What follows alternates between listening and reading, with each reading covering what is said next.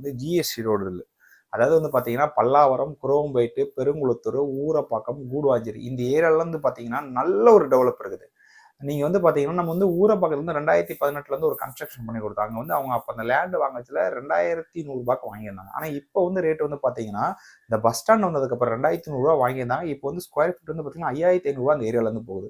So வந்து இந்த area எல்லாமே பார்த்தீங்கன்னா நல்ல ஒரு டெவலப்மெண்ட் இருக்கு. இன்னும் ஃபியூச்சர்ல 5 வருஷத்துல இருந்து பார்த்தீங்கன்னா இந்த ஏரியா வந்து இன்னும் ஒரு 15-20% வந்து நல்ல ஒரு க்ரோ ஆகி வரக்கூடிய ஏரியா. உங்களுக்கு வந்து பார்த்தீங்கன்னா வண்டலூர்ல வந்து பார்த்தீங்கன்னா உங்களுக்கு வந்து சிட்டிக்குள்ள போனால் இன்னர் ரிங் ரோடு இருக்குது. பெருங்குளத்தூர்ல இருந்து நீங்க பார்த்தீங்கன்னா போரூர், மதுரை வாயில் போகிறதுக்கு இன்னர் ரிங் ரோடு கனெக்ட் இருக்குது. வண்டலூர்ல இருந்து கேளம்பாக்கம் பஸ் ஸ்டாண்ட் வந்து பார்த்தீங்கன்னா வண்டலூர்ல இருந்து பார்த்தீங்கன்னா அவுட் ரிங் ரோடு கனெக்ட் இருக்குது.